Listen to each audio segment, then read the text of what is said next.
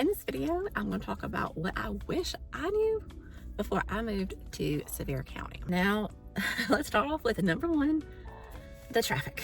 I mean, I knew about it, but until you live here, work here, have to get somewhere, you don't understand it. And I found ways to help me with it. When it's a big car show, I'll just plan, around that. Like if there's a huge car show in Sevierville, I live in Kodak, so about 20 minutes away, I don't go to Sevierville. I would just go to Knoxville.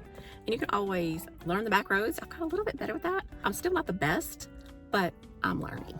So that's something that I wish I knew. Now, number two, the property taxes are lower. As a real estate agent, I talk to different people, and I've talked to some people and I told them the taxes for the year. And they looked at me and they're like, oh, well, that's pretty good per month. That's per year. And they are floored, completely floored. We do have taxes on food and clothing and other items as well, but our property taxes are lower because of the tourism. The tourism brings in so much money to the county, it makes our property taxes lower. So thank you for visiting the Smokies and lowering my taxes. Now, number three, cell phone coverage. Oh my gosh. So if you're traveling in the mountains, you may have service, you may not. That's just how it is. You may be driving down the parkway and lose service. I've also noticed that if there's a ton of people in town, my internet on my phone doesn't really work. Don't know why, but I guess it's overloading the system and they just cannot handle all that volume.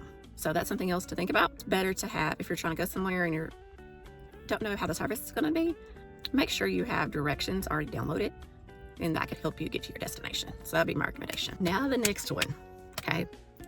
Now everybody sees those photos of bears and they're like, oh yeah, we're gonna see a bear, The wildlife is real, y'all, like real. I know. So I was doing a final walkthrough on a cabin in Sky Harbor that's in between Pigeon Forge and Gatlinburg, that little strip right there. It's a little community. And so a final walkthrough, you've already signed all the papers. It's just to make sure the property is in the same condition that it was when you saw it originally. Yeah. And my client said, hey, do you want some tea? We have some in our cooler in our car. So they got it out, but they put it on the porch. We went in to do something in the cabin, and then we came out, and I guarantee you it was maybe a minute. And guess what was on the porch? A bear with some cubs. I mean, I was like 3 feet from the bear. I mean, of course, I went straight back in that house to put a little distance between me and the bear. But that happens, and you have to be very conscientious about what you do. Like, don't leave food in the car. Lock your doors. Be careful about your surroundings, because it happens.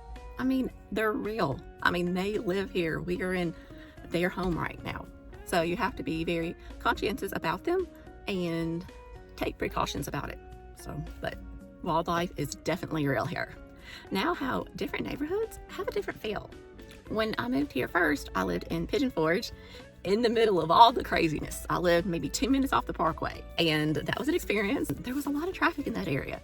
So I moved to Sevierville. I like that one, but then I decided I liked Kodak a little more. It's a little more laid back, have a little bit more farmland. That's why I always suggest to my clients to come and take a trip, look at the different neighborhoods, because they all are different. And you can find one that's gonna fit your needs the best.